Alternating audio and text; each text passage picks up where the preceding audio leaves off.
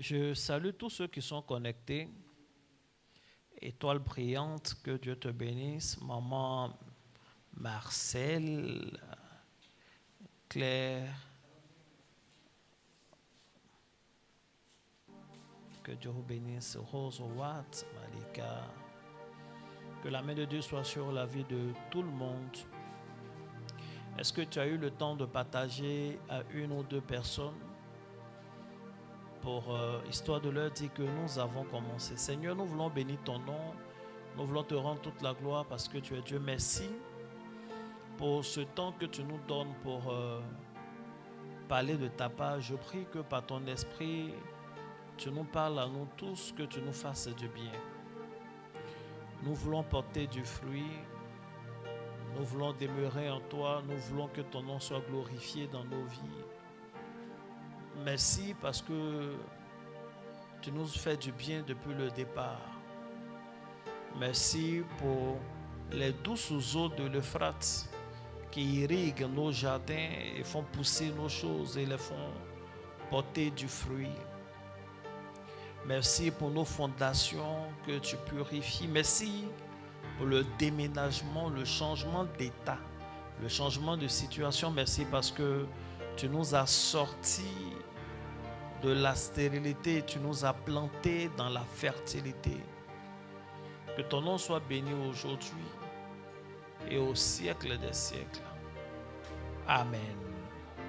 Est-ce qu'on peut enlever ce truc-là sur l'écran? C'est possible, non? Mais c'est pas possible. Il faut faire OK ou bien tu appuies de l'autre côté tout simplement. J'espère que ça n'affiche pas sur le direct non plus. Aligner sa vie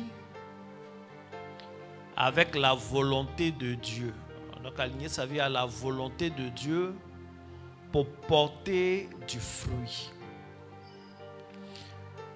Nous sommes au 4e jour de notre moment de jeûne. Tu vas répéter avec moi: Seigneur, je te confie mon mois d'avril. Que du premier jour jusqu'au dernier jour d'avril, je sois visité par ta puissance, visité par ta bonté. Au nom de Jésus-Christ.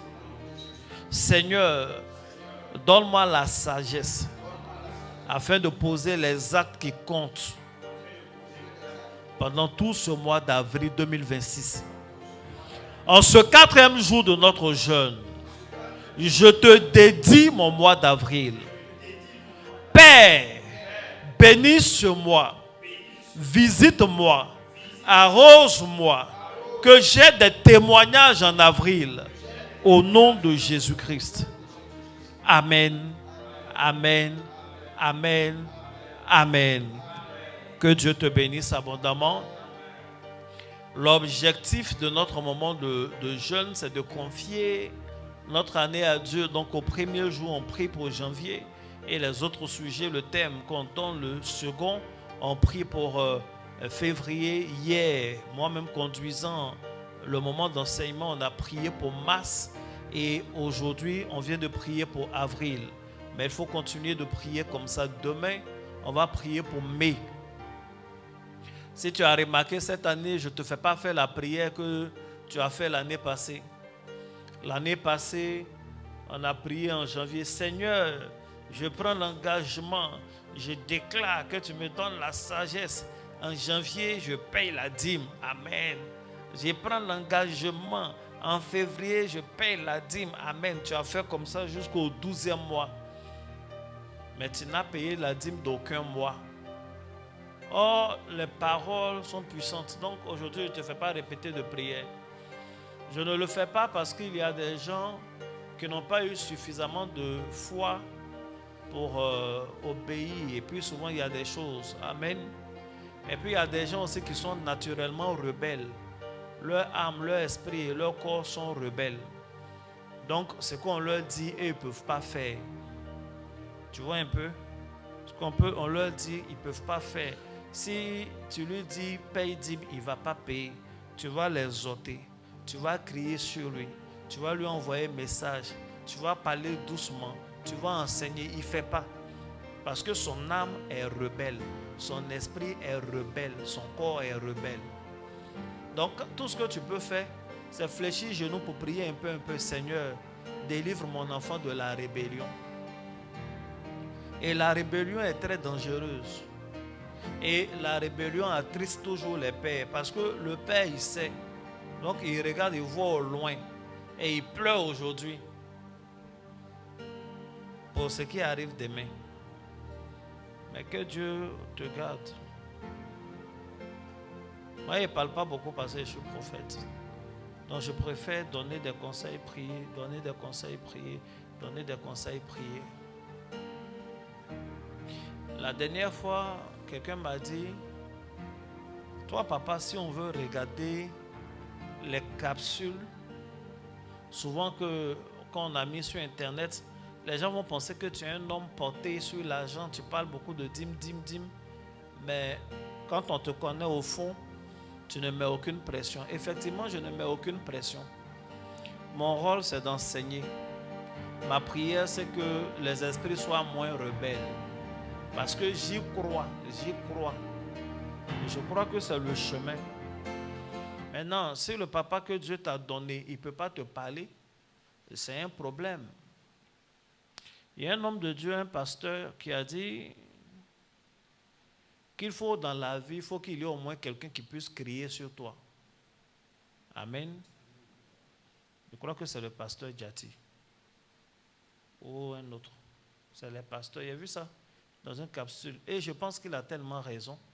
Dans la vie, il faut quelqu'un qui est capable de crier sur toi. Il faut quelqu'un qui peut te dire quelque chose. Même si ce n'est pas ce que tu as eu envie de faire au départ, mais comme c'est ce quelqu'un-là qui te dit, tu l'écoutes. Mais si dans ta vie, il n'y a personne qui puisse te tirer les oreilles, ou te contrarier, ou t'amener à faire des choses, ça veut dire que ta vie va à la dérive. Tu vas à la dérive, tu t'en vas comme ça, on dirait un bateau sans pagaie. Mais bref. Je ne vous ai même pas encore salué, j'ai commencé à faire palabre. Mes palabres sont douces. On dit une palabre, non. Ce n'est pas palabre, c'est un père qui parle avec son cœur de père. Que Dieu vous bénisse abondamment. Je t'ai parlé hier, j'ai dit les paroles sont très efficaces. Il faut parler devant un miroir. Tu te rends compte que tu t'es levé le matin, tu t'es maquillé, tu es allé au travail, non? Même tu n'as pas dit devant ton miroir. Pourtant, tu partais souvent même là, au feu rouge. Tu fais sortir le truc qui cache le soleil là.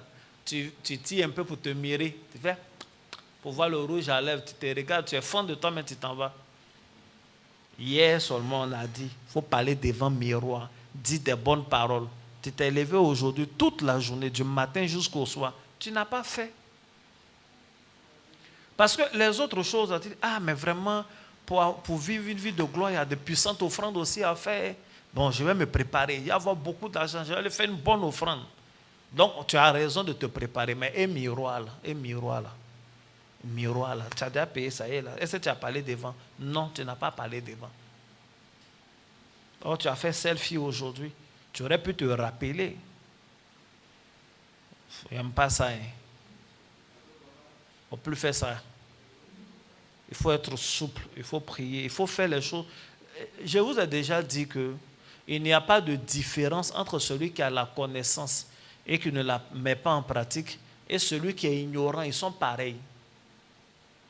Celui qui ne sait pas que quand le feu est rouge du piéton, quand le feu est vert pour les véhicules, on ne traverse pas. Et celui qui sait, si les deux ont décidé de traverser au vert, la voiture va cogner les deux, ils vont mourir de la même manière. On ne va pas dire non, comme l'autre là, lui, il savait, il va mourir un peu, une petite mort. L'autre va mourir d'une grande mort. Les deux vont mourir. S'ils vont aller au paradis, ils vont aller. S'ils vont aller en enfer, ils vont aller. Même funérailles. Donc, il faut avoir la connaissance et il faut la mettre en pratique. Est-ce que la parole est en train de te faire du bien? Que Dieu bénisse ma fille Kwasi. Elle dit, elle a fait. J'ai fait. On fait où? On fait. C'est ça là, parce que où on est, on a choisi Jésus, on a le salut et on aspire à régner aussi sur la terre. On n'a pas marabout, on n'a pas féticheur. On ne va pas dormir au truc, au cimetière. On ne connaît même pas les masses de chez nous pour dire qu'on va faire. On n'invoque pas ancêtre. Donc, si les secrets spirituels bibliques que Jésus nous enseigne aussi par son esprit, par ses serviteurs, si ça là aussi on ne met pas en pratique, mais c'est qu'on a un problème. Et c'est le diable qui fait ça. C'est le diable qui fait qu'on est très concentré sur ce qui est inutile et les choses essentielles qui peuvent nous faire du bien là, en fait on oublie. On néglige, on se dit c'est pas grand chose. C'est que si je jeûne là seulement j'ai respecté, je ne mange pas du tout. Papa a dit pendant le jeûne on peut boire, même moi je ne bois pas et fais à sec. Oui, tu fais ça à sec, même peut-être africain. Mais est-ce que tu fais les choses qu'on dit pendant le jeûne? C'est de ça qu'il est question. Il faut le faire. Si j'insiste, c'est parce que Dieu veut passer par ces petites choses. Notre Seigneur est capable de prendre des choses viles pour accomplir des choses extraordinaires. Que Dieu te bénisse. On va parler un peu. Le thème du jour, c'est aligner sa vie à la volonté de Dieu pour porter des fruits. Et je vais lire un long texte. C'est l'un de mes textes préférés. J'aime tellement les derniers chapitres de Jean, l'évangile de Jean. Je vous exhorte à lire. Peut-être demain tu peux lire, si tu as un bout de temps ou le week-end. Il faut prendre à partir de la fin de Jean 14.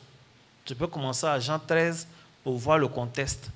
Jusqu'à Jean 14. Quand tu lis jusqu'à la fin, tu sens l'intimité de Jésus avec ses disciples.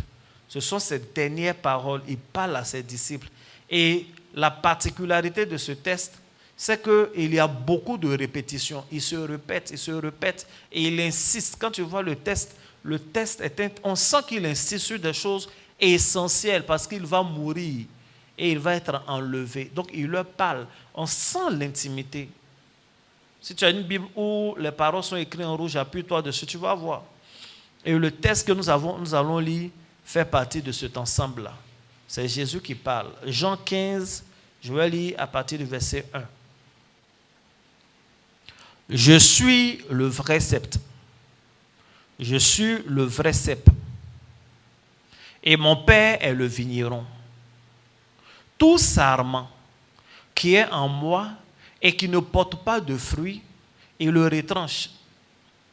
Et tout sarment qui porte du fruit, il le monte, afin qu'il porte encore plus de fruits. Déjà, vous êtes purs à cause de la parole que je vous ai annoncée. Demeurez en moi, et je demeurerai en vous. Comme le sarment ne peut de lui-même porter du fruit s'il ne demeure attaché au cep. Ainsi, vous ne le pouvez pas non plus si vous ne demeurez pas en moi. Je suis le cep, vous êtes les sarments.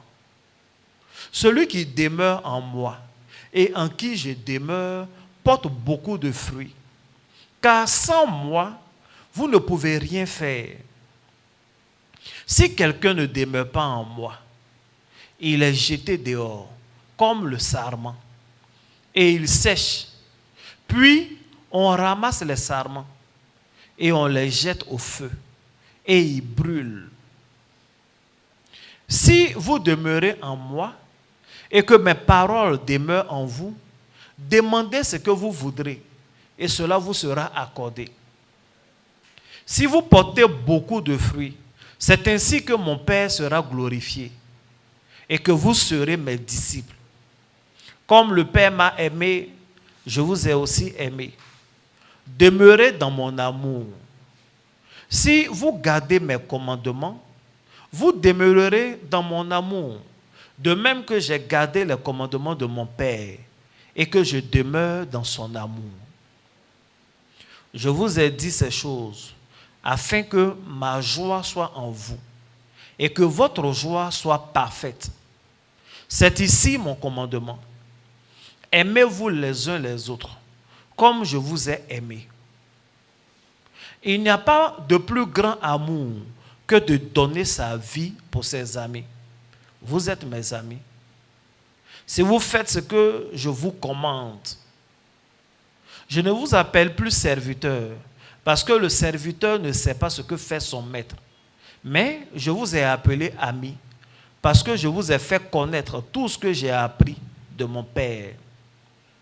Ce n'est pas vous qui m'avez choisi, mais moi, je vous ai choisi et je vous ai établi afin que vous alliez et que vous portiez du fruit et que votre fruit demeure, afin que ce que vous demanderez au Père en mon nom, il vous le donne. Ce que je vous commande, c'est de vous aimer les uns les autres. Amen. Ce genre de texte, ces paroles-là, je peux les relire en boucle. Je trouve qu'il y a beaucoup d'amour dedans. Tu ne sens pas ça? Il y a beaucoup d'amour. Souvent, le papa, quand il est à la maison, il est en train de parler, les gens parlent aussi, on cause. Mais quand tu lis, ce n'est pas des conversations. On sent qu'il ne parle pas fort même. Jésus ne crie pas, il n'est pas arrêté sur une montagne. Ce n'est pas un de ses jours de prédication. C'est des jours où il est en train de parler à ses disciples, à ses fils, à ses amis. Et voici ce qu'il dit. Est-ce que quand on lit le texte, vous ne vous rendez pas compte qu'il y a beaucoup de répétitions? Il y a énormément de répétitions. Il répète sep, il répète sarment. En fait, il veut que ce soit dans leur tête. Il répète porter du fruit. Il répète le verbe demeurer est conjugué tellement de fois. C'est conjugué pour lui-même, c'est conjugué pour Dieu et son Père, c'est conjugué pour ses disciples, c'est conjugué pour lui vers le Père, c'est conjugué du Père vers lui, c'est conjugué de lui vers ses disciples et c'est conjugué des disciples vers lui. Demeurer. Demeurer comme son Père demeure en lui, comme lui demeure en son Père. Demeurez en moi. Si vous demeurez en moi, que je demeure en vous. Si mes paroles demeurent en vous, demeurez, être ensemble, être connectés. Et il répète qu'il est le cep et ils sont les sarments. Le cep et les sarments, nous qui sommes ici à ABC, on les connaît très bien. Parce que ici, dans notre centre, nous avons une vigne. La vigne, c'est une plante. C'est la plante qui produit les raisins. Il y a des grappes. Actuellement même, il y a des fruits.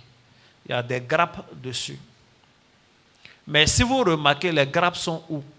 Les grappes sont sur les branches secondaires. Le cep, peut-être vous allez mettre ça dans les commentaires, une image, c'est le tronc principal. Quand vous prenez une vigne, il y a le tronc principal qui est un peu tortueux, machin, qui est comme ça. Donc, il y a le tronc. Le tronc a des branches. Et ces branches-là ont ce qu'on appelle les sarments. C'est sur les sarments-là qu'il y a le fruit. Amen. Donc, les sarments n'ont pas de racines. Les sarments prennent appui. C'est le tronc principal qui tire avec ses racines tout ce qu'il faut comme minéraux, comme éléments nécessaires à la plante et qui distribue à partir de sa sève à tout. Donc, les sarments peuvent porter du fruit. Mais si on coupe le sarment et qu'on le détache du cep, en fait, ça ne peut pas donner du fruit. C'est comme un manguier. Parce que la vigne, ce n'est pas tellement une plante de chenot. C'est comme un manguier. Le manguier a un tronc principal qui est là. Et il y a des branches. Et sur les branches, en général, il y a de plus petites branches encore qui se terminent par des fruits. Il y a les feuilles et il y a des fruits dedans. Donc, le gros tronc là, il n'y a aucune mangue dessus. Mais sur les branches qui sont en haut, il y a des, comment on appelle, des fruits. Mais imaginez si un jour quelqu'un décide de couper une branche pour dire, bon écoute, je vais couper cette branche-là parce que de toutes les façons, c'est les branches-là qui produisent des fruits. Le tronc n'en a pas besoin. Donc tu coupes la branche et tu t'en vas déposer chez toi pour attendre la saison des mangues, pour voir si cette branche-là va donner une mangue. Il est évident que ça ne va pas donner de mangue. Ça va juste servir de fagot. Parce que la branche que tu as coupée va mourir, ça va devenir sec. Et ça sera très bon pour faire le feu. Il sera jeté dehors, il va être utilisé comme du feu, comme un fagot. Et à la fin, c'est le charbon seulement qu'on verra. Tout le reste serait parti en fumée et en cendre. Voici l'enseignement que Jésus donne. Et Jésus dit, il est le tronc, nous sommes les branches. Si on veut porter du fruit, nous sommes obligés de rester connectés au tronc qu'il est. Si on se détache du tronc, on meurt. Et il le dit clairement, vous ne pouvez rien faire sans moi. Il n'a pas dit, vous ne pouvez pas faire beaucoup de choses sans moi. Il n'a pas dit, vous ne pouvez pas faire certaines choses sans moi. Il dit, vous ne pouvez rien faire sans moi. C'est à nous qu'il parle, à nous ses disciples. C'est à nous qu'il parle, à nous ses fils. C'est à nous qu'il parle, à nous ses amis.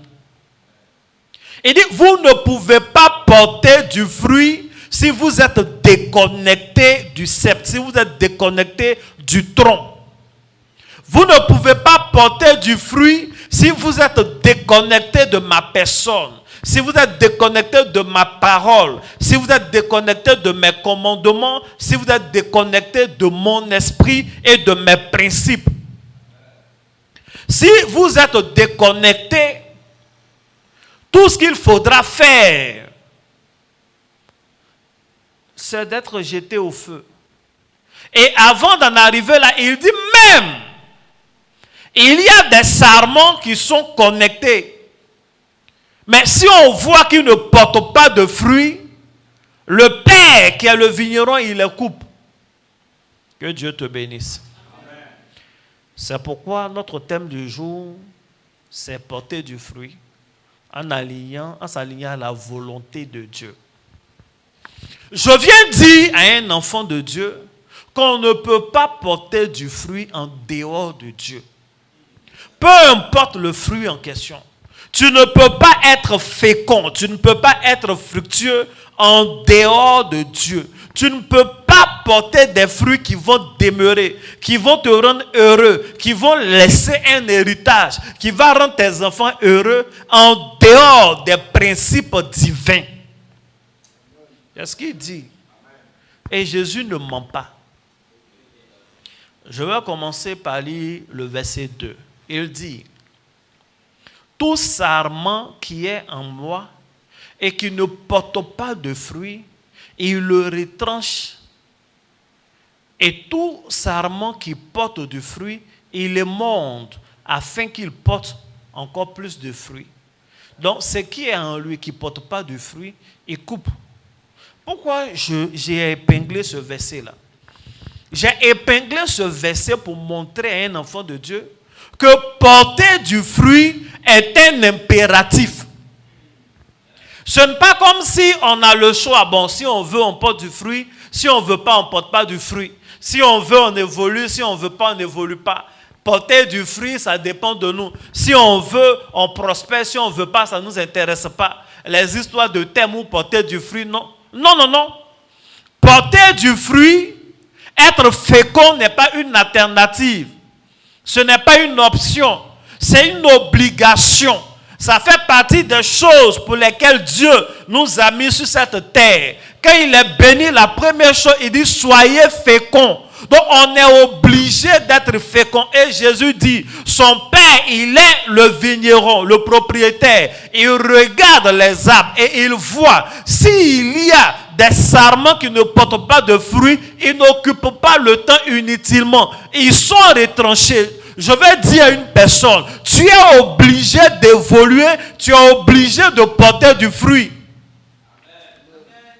Si donc dans ton cœur, il n'y a pas le sentiment d'urgence qui te pousse à évoluer, c'est qu'il y a un travail du diable dans ton cœur.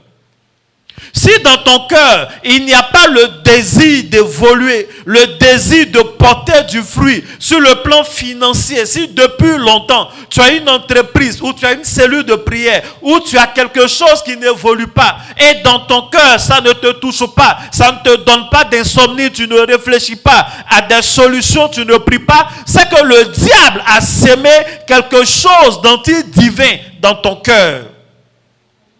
Oui, oui. Est-ce que je peux te prêcher la vérité? C'est la vérité. Quand on est enfant de Dieu, on a le sentiment d'urgence. On veut grandir. Si depuis tu es à la même place, au même stade, au même niveau de connaissance, au même niveau d'influence, au même niveau de pouvoir, de puissance, au même niveau de don spirituel, au même niveau de témoignage, au même niveau d'expérience surnaturelle, au même niveau de don, d'onction, et que ça ne te dérange pas, c'est qu'il y a une œuvre du diable dans ton cœur. Il faut bannir de ton cœur en ce jour. Si depuis tu es au même niveau financier, tes affaires là sont même chose, et ça ne te fait pas réfléchir, tu ne rentres pas dans une colère sainte, tu ne commences pas à prier, tu ne cherches pas de solution. Si depuis ton entreprise au même niveau et tu ne commences pas à prendre des conseils ailleurs, à te faire mieux former, en fait tu te contentes du peu là, il y a un problème. Un jour, tu seras coupé. Je prie que ça ne t'arrive pas. Rappelez-vous que c'est Jésus qui dit, car on donnera à celui qui en a plus. On va lui donner, mais on ne va pas lui donner de nulle part. Hein. Il dit, on va arracher à celui qui a moins et on va donner à celui qui a plus. Parce que celui qui a plus là, il a dans son cœur cette capacité de fructifier. La parabole des talents. Est-ce que celui qui a reçu un dernier talent là, est-ce qu'il a perdu l'argent? Il n'a pas perdu. Le talent était là, il l'a conservé. Mais la colère du maître vient du fait que ça n'a pas augmenté. Et quand il se met en colère, il dit, il fallait me dire. J'allais déposer mon argent à la banque, au moins, j'allais récupérer avec les intérêts.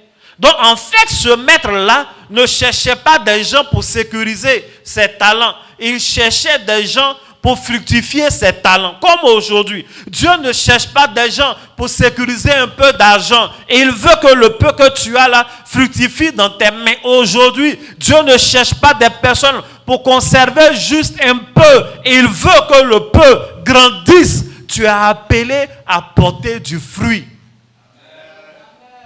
Et comme ça, il dit, ceux qui portent du fruit, on va les monder. C'est une technique de culture. On coupe, mais pas mal. C'est comme si on mettait de l'engrais pour qu'il porte encore plus de fruits. L'autre là, on va couper pour jeter.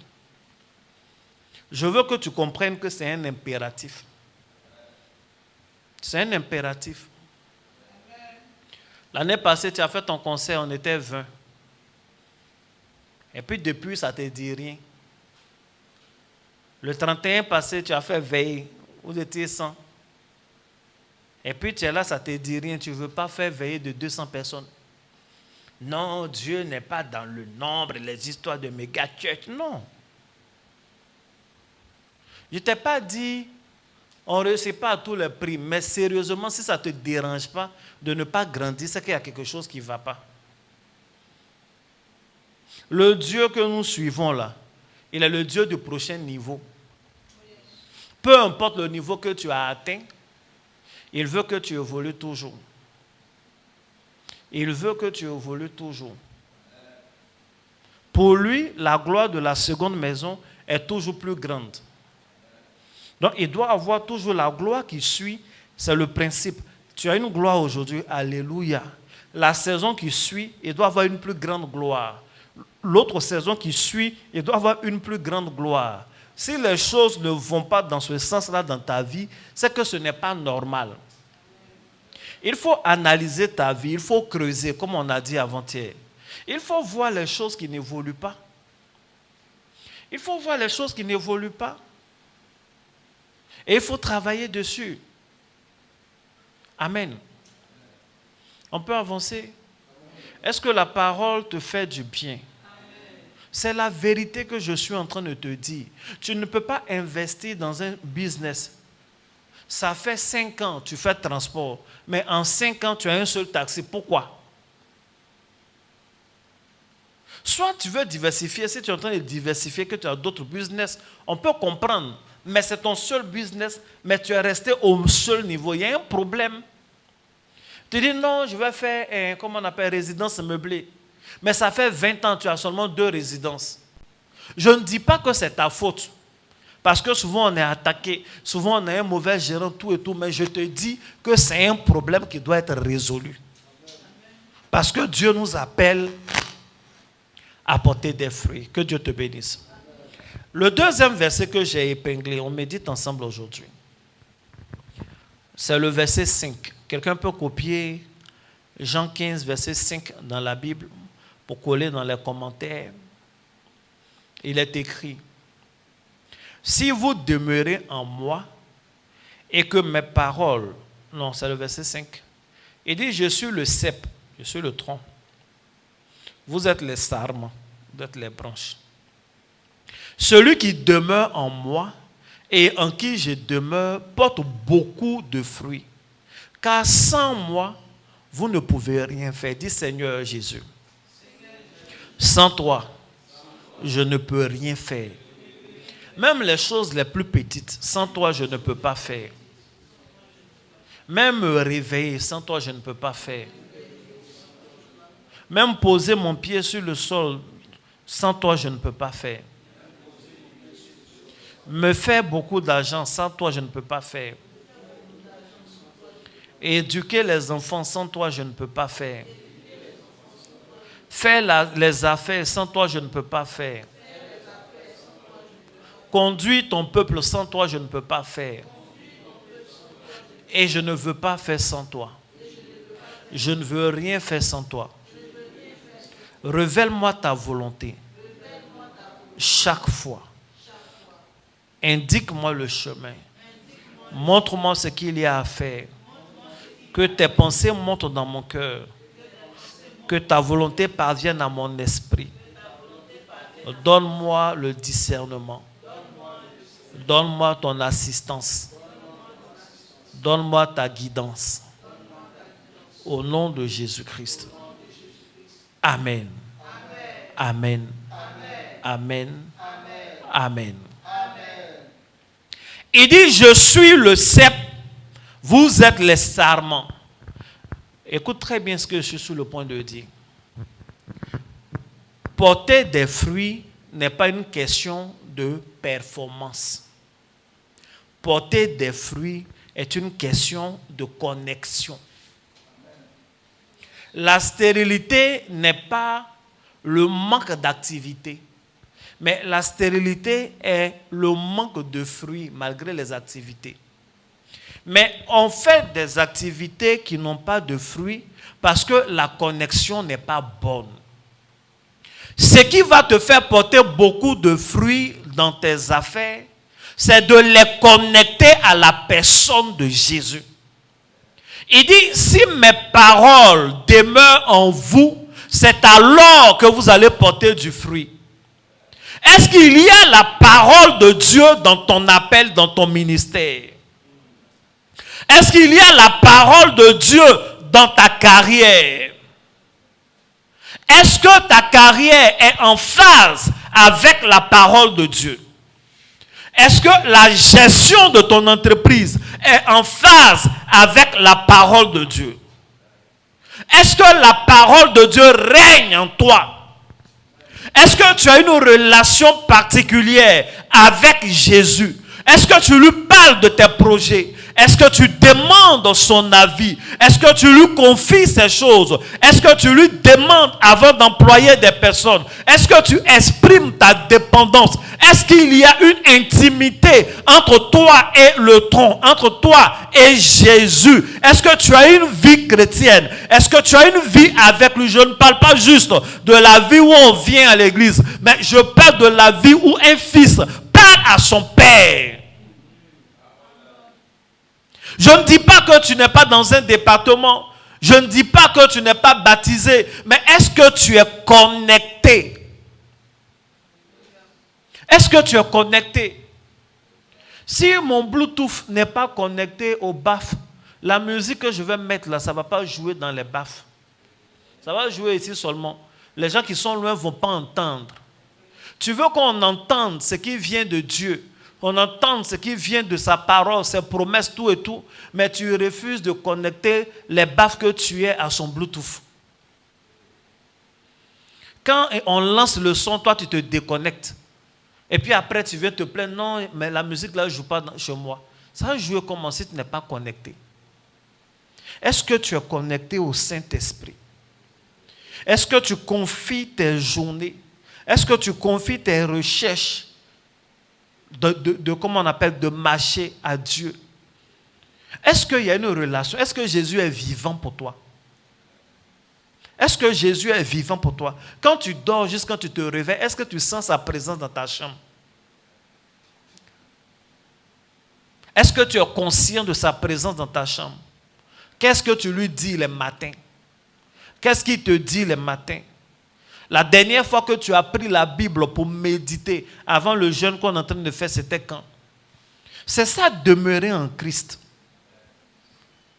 Je n'ai pas dit que tu sais rien, tu sais beaucoup de choses. Mais est-ce qu'au quotidien, tu as une connexion? On parle de connexion. On parle de connexion. Dans la parole, dans l'esprit. Est-ce que je suis en train de te parler? Est-ce que Jésus te parle? Qu'est-ce qu'il t'a dit pour janvier? Quand il te parle, est-ce que tu fais? Ce qu'il attend de toi, est-ce que tu fais? Quand il dit allons à droite, est-ce que tu ne vas pas à gauche? Il y a des gens qui entendent clairement la voix de Dieu, jeûnent et puis ils ne jeûnent pas. Et après, ils se plaignent, mais vraiment, on m'a attaqué. Comment Dieu peut être avec moi et puis cette attaque est passée? Dieu n'a pas cessé d'être avec toi, c'est toi qui n'es pas avec lui. C'est pourquoi quand Jésus parle dans ce chapitre, il dit, si je demeure en vous, que vous demeurez en moi. En fait, ça doit être une liaison, comment on appelle, consentante. Tu dois vouloir, lui il doit vouloir, lui il veut, mais si tu t'en vas, il ne te poursuit pas pour dire, non, je suis en toi, je demeure en toi. Il ne peut pas demeurer en celui qui fuit. Il ne peut que parler. Et aujourd'hui, il m'utilise pour te parler. Est-ce que ta relation avec Jésus continue? Est-ce que tel qu'on se lève le matin et puis on lit la Bible, pas pour aller prêcher, mais on lit la Bible pour voir ce que Dieu veut nous dire. Je le dis parce que souvent, il y a un piège dans le ministère. Quand tu es un prédicateur, quand tu enseignes, quand tu es un pasteur qui doit exhorter, à un moment donné, quand tu prends la Bible, tu essaies de voir qu'est-ce que tu peux utiliser comme verset pour parler aux gens, pour les aider. Mais à toi-même, qu'est-ce que Dieu dit? C'est ça la question. C'est quand la dernière fois que tu as lu la Bible? Quand tu as un petit temps mort, tu es sur TikTok. Un petit temps mort, tu es sur les réels. Un petit temps mort, YouTube. Tous tes petits temps morts sont occupés par d'autres choses. Tu travailles dans une entreprise, tu as un poste où il n'y a pas toujours des gens qui viennent. Le petit temps que tu as là, tu joues au jeu sur l'ordinateur solitaire, les 4 là. Ou bien il y a un jeu de boules où on met les ballons, et tout ça existe encore même. Ça, c'est dans les premiers ordinateurs là. Non, c'est même pas Zuma, mais il y a Zuma et puis il y a un qui est comme Zuma aussi, c'est des ballons alignés dans des colonnes comme ça. De toute façon, les tantis secrétaires là nous ont fatigués avec ça. Tu vas dans son bureau, tu as un truc, tu veux lui expliquer, hé, attends là-bas. Parce qu'elle est en train de jouer une partie ici. Oh, il y a pause, il y a bouton pause, mais elle ne peut pas mettre pause, elle va jouer son jeu. Avec les Zuma. Donc elle dit, je suis en train de travailler, tu es assis là, tu entends fion, fion, mais elle dit, elle travaille, toi tu as dit quoi? Elle dit, le directeur lui a donné un truc à faire. Alors que tu peux utiliser ces temps-là pour faire ton travail, et si vraiment ça te permet de lire la Bible un peu, lis. Il faut avoir une... Je veux que cette année, ta vie change. Voyez-vous, l'enjeu est grand. Il dit, si on fait ça, c'est alors qu'on va porter du fruit. Les enfants de Dieu n'aiment plus chercher Dieu. Je me laisse conduire par Dieu. Ce n'est pas ce que j'ai écrit que je suis en train de vous dire maintenant. Mais les enfants de Dieu n'aiment plus chercher Dieu. Mais les autres du monde sont prêts à tout. Il y a des gens qui sont prêts à vendre leur sommeil. Il vend son sommeil, c'est-à-dire il est capable de vendre son sommeil pour être riche. Il lui est interdit de dormir la nuit. Donc tous les jours, dès que le soleil se couche, jusqu'au lever du soleil, c'est son totem, lui il ne dort pas. Et il réussit à ne pas dormir. Il va en boîte, il va dans des coins, il fait des shows, il prend la voiture, il tourne, tout ça pour ne pas dormir. Et il sait les enjeux, mais il accepte parce qu'il veut l'argent. Maintenant, toi, on te dit, il faut te lever à minuit. Tu vas prier de minuit à minuit 30, et puis après tu dors en Jésus. Tu n'es pas capable de faire ça. On te dit non, dévance l'aurore. Il faut te lever vers les 5h30 ou 6h, à peine 6h, prie pendant 10 minutes pour posséder ta journée. Tu ne peux pas faire. Les enfants l'ont vendu tout leur sommeil. On te dit qu'il faut vendre 30 minutes. Tu ne peux pas vendre 30 minutes. Et tu vas avoir la même chose qu'eux. Peut-être qu'ils vont mal finir. Mais toi, ça te rapporte quoi? On a la plus grande source de puissance, la plus grande source de miracle, mais on refuse de puiser. La plus grande source de prospérité, et on refuse de puiser. Il y a des gens qui ont offert 7 taureaux. Il faut tuer 7 taureaux. Ils prennent le sang de 7 taureaux, ils se lavent. Ils dorment en brousse pendant 1 an. Ils ne mangent rien de bon. Souvent même, là, il est obligé de faire comme le fou. Il fait tout ça là, parce qu'il veut un poste. Toi, on dit qu'il faut faire 12 jours de jeûne. Jeûne le matin, vers les 5 heures, même si tu veux, tu peux manger. À partir de 6 heures, on jeûne jusqu'à 18 heures. Tu ne fais pas. Mais quand tu es au feu rouge et que tu vois le Range Rover, Vela et autres, tu les convoites. Tu fais comme si tu les convoites. Toi-même, ton regard qui brille là, tu sens que c'est convoitise qui est là. Non, il ne les convoite pas, c'est la voiture qui est jolie, j'apprécie. Ouais, mais tu aimerais bien avoir ça. La vie qui est là, la terre, n'est pas une cour de récréation, c'est un champ de bataille. La vie dans laquelle nous sommes est un champ de bataille. Bien sûr. Les autres sont prêts à tout. Quand on dit qu'ils ont un projet, on va élever un truc, on va construire le minaret ou bien bâtir notre lieu de prière des vendredis. Mais non, les gens là sont prêts. C'est-à-dire, lui qui prie dans la mosquée d'ici là, il apprend que vers Djamé là-bas, il veut construire une mosquée. Il va passer là-bas pour donner pour lui. Là-bas, je ne pense pas qu'on fait toujours qui veut donner 100 000, qui veut... Non. Quand tu vas à la mosquée, en général, les offrandes, ce n'est pas beaucoup. Hein? Oui, en tout cas, moi, toutes les fois où j'ai été à la mosquée, en son temps, je n'ai jamais vu beaucoup d'argent à la mosquée. Les gens font les offrandes. Quand tu vois que c'est beaucoup, souvent c'est 1000 francs, c'est 2000. Ou bien ils mettent les pierres, ce n'est pas beaucoup d'argent. Même le tonton qui vient, le boss, là, il met 1000 francs, 2000. Maintenant, après, quand tu tournes, tu viens à la mosquée, c'est agrandi. Ce n'est pas magie. Hein. C'est hors des yeux, là. Les gens visitent même. Le boss passe, le préfet, il est là-bas, il se souvient de lui-même, sa région. Parce que c'est sa religion, il vient, il donne sa participation. Les jeunes gens que vous voyez qui vendent portable, au black, là, ils vendent portable. Souvent, le gars même, il n'a jamais prié à 13 heures. Dans son cœur, il s'est dit musulman, mais il ne prie pas trop. Mais quand même, c'est portable qu'il vend là. Les bénéfices, il prend beaucoup d'argent. Il va à la mosquée, il donne. Il passe par derrière, il donne. Souvent, c'est vendredi seulement même qu'il va à la mosquée. Mais entre les autres jours, là, il participe. Maintenant, tu te dis, ah, mais quand on vend portable au black, là, il n'y a pas l'argent dedans. Mais il n'y a pas l'argent dedans. Comment eux, ils font? Et puis, ce qu'ils vendent là, ils roulent Mercedes. Tu dis, non, ce n'est pas portable seulement, ils vendent, c'est autre chose, ils vendent. Va vendre autre chose aussi. Ils vont te mettre en prison. Pourquoi lui, on ne le met pas en prison? Il faut avoir une source. Et il faut être connecté à la source. Sachez que ce n'est pas les efforts d'abord. C'est la connexion d'abord. Il faut demeurer en Christ et il faut que Christ demeure en toi. Voici comment on aligne. On s'aligne à la volonté de Dieu pour porter des fruits. Il faut bien dire Amen. Il faut bien dire Amen. Le verset 8. Jésus dit, si vous portez beaucoup de fruits, c'est ainsi que mon Père sera glorifié et vous serez mes disciples. Vous voyez à qui il parle? Il parle avec des gens qu'il va appeler mes amis. Il dit, vous n'êtes plus mes serviteurs, tout ça, vous êtes mes amis, mais il conditionne les choses. Il dit, si vous portez beaucoup de fruits, c'est alors que mon Père sera glorifié. Il y a beaucoup de chrétiens, nous tous nous prions comme Seigneur, je veux te rendre toute la gloire. Seigneur, je glorifie ton nom. Seigneur, je veux te rendre toute la gloire. Seigneur, je glorifie ton nom. Que ton nom soit glorifié, psalmodié, tu as tout le vocabulaire. Jésus dit, si vous portez beaucoup de fruits, c'est alors que mon Père sera glorifié. Donc, il mesure la gloire de son Père à la quantité de fruits que tu portes. Il mesure la gloire de son Père dans ton environnement à ta capacité de fructifier, à ta capacité de multiplier, et ce sur tous les plans.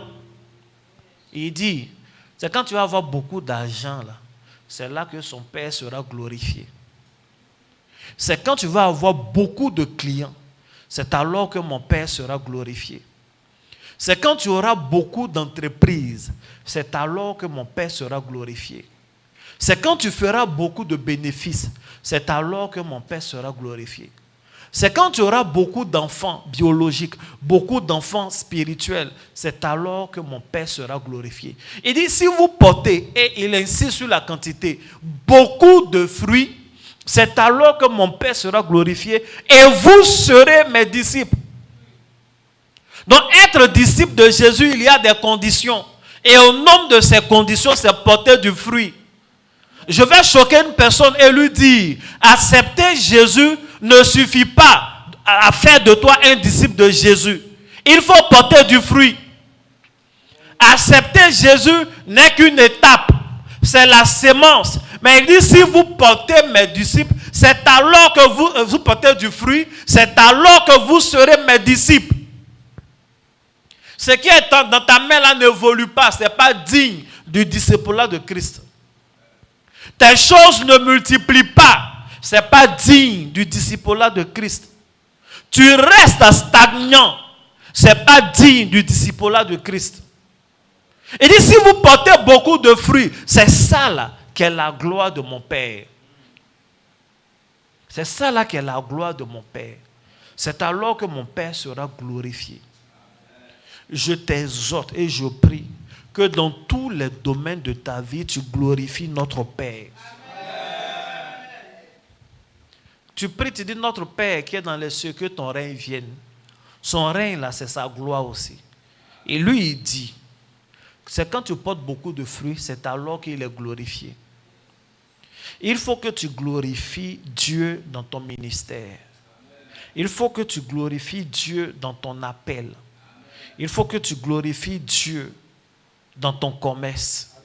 Il faut que tu glorifies Dieu dans ton business. Il faut que tu glorifies Dieu dans tes finances, dans tes entreprises, dans tes bonnes connexions, dans tes relations, dans ta carrière politique, dans ta carrière professionnelle, dans ta carrière artistique. Il faut que le nom du Père soit glorifié.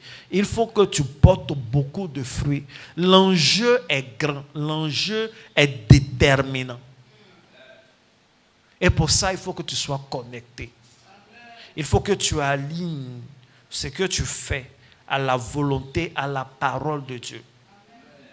Il faut que tu connectes à l'Esprit de Dieu. Si toi-même, ta personne et ton cœur sont connectés à Christ, le reste va suivre. Il faut bien dire Amen. Que Dieu te bénisse abondamment. Voici ce que j'ai voulu te dire en ce jour. Bon, oui, c'est ce que Dieu a voulu que tu saches. C'est pas ce que j'ai écrit.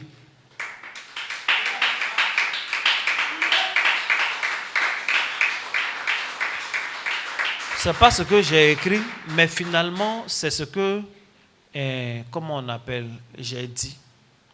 Je veux que tu retiennes que c'est celui qui demeure en Christ qui va porter du fruit. En tout cas, pour notre affaire de chrétien qu'on est en train de faire, pour nous qui sommes dans le Seigneur, qui ne comptons pas sur autre chose pour avoir des résultats, mais qui comptons sur Dieu, c'est le principe. On doit demeurer en lui afin de porter du fruit. Sa parole doit demeurer en nous et on doit concilier nos vies et tout ce que nous faisons avec sa parole pour porter du fruit. Il dit, celui qui demeure en moi porte beaucoup de fruits. Jean 15, verset 4. Il faut dire Amen. Amen. Le fruit vient de la connexion et pas de la performance. Il dit, et vous allez porter des fruits de cette façon-là, des fruits qui demeurent. Donc, des fruits qui vont jusqu'à maturité et qui laissent un héritage. Et qui laissent un héritage. L'argent de Zamou ne laisse pas bon héritage. L'argent de Zamou, quand ça laisse héritage, ça divise les enfants, bien ça les tue. Parce que les enfants ne connaissent pas l'interdit de l'héritage. Ils prennent la maison, là, ils dorment dedans, il y a des gens qui viennent leur rendre visite. Il y a des gens, ils dorment dans la chambre, ils se réveillent au salon. Si tu as fait erreur, tu as dormi au salon, tu te réveilles dehors. Il y a des gens qui dorment dans des maisons, ils entendent l'eau couler. Quand ils s'en vont voir dans la baignoire, il n'y a pas d'eau, il n'y a rien. Tu entends l'eau couler. Mais quand la facture d'eau vient, tu sens que l'eau a vraiment coulé parce qu'il n'y a pas de fuite, mais c'est cher, ça monte. Amen. Là, il vient de donner un argument aux gars là comme ça. Ils vont nous taxer pour tout. Vous voyez, c'est les esprits.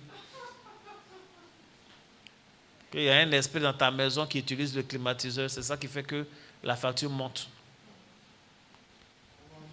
Parce que nos factures aussi, souvent on passe du simple au double comme ça. Comme ici à ABC là. Ce mois-là, notre facture a doublé. Comme ça. On ne sait pas dire à qui, on va faire comment. C'est écrit. Oui, c'est écrit. Donc quand tu vas aller voir, tu te dis, bon d'accord, on va calculer la différence, machin, ça fait ça. Quand on fait, voilà, on met les taxes, machin, c'est ça. Tu n'as pas vérifié, c'est ça et c'est ça. Tu es là, on te dit, c'est ça, tu vas dire quoi? Payer. Maintenant, si tu ne veux pas payer aussi, ils vont enlever, il faut aller ailleurs pour prendre le compteur chez leurs concurrents. Vous connaissez leurs concurrents, non?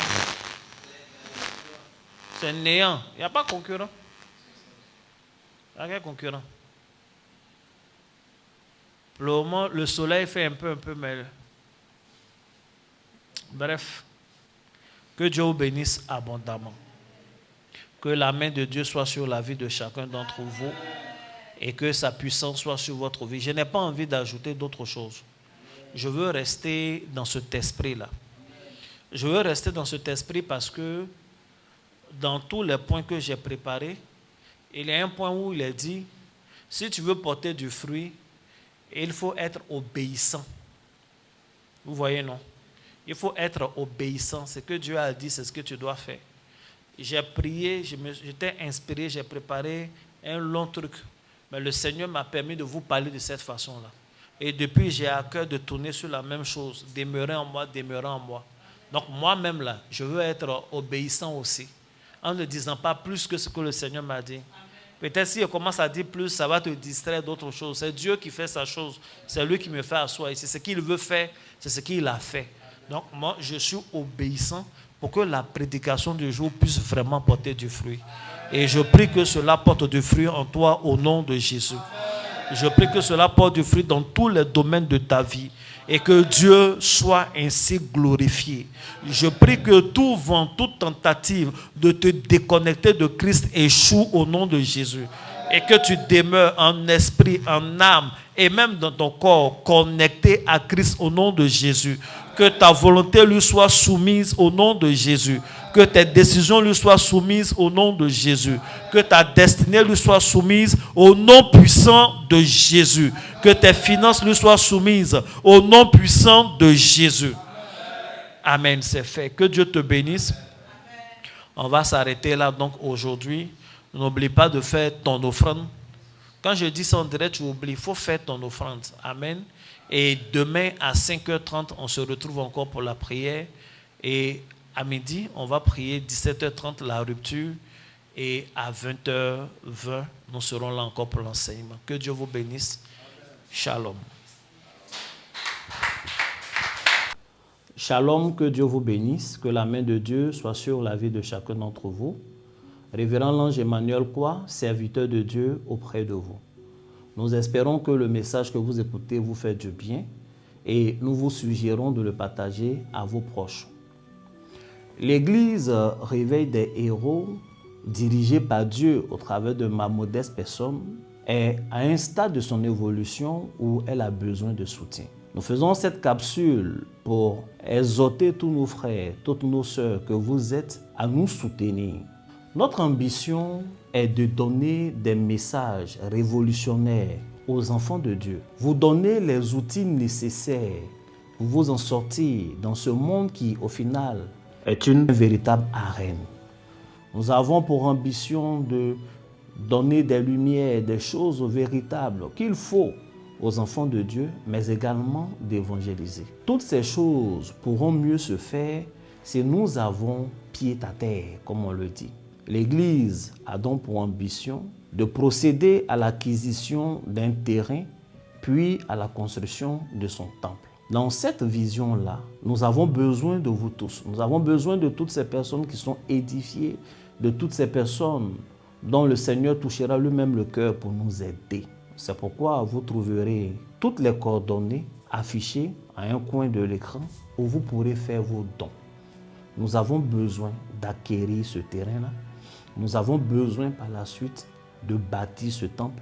Nous aurons besoin de matériel pour servir Dieu avec excellence. Que Dieu vous bénisse, que la main de Dieu soit sur la vie de chacun d'entre vous.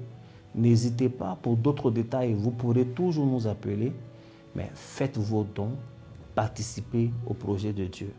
Que Dieu vous bénisse et bonne écoute pour la suite. Shalom.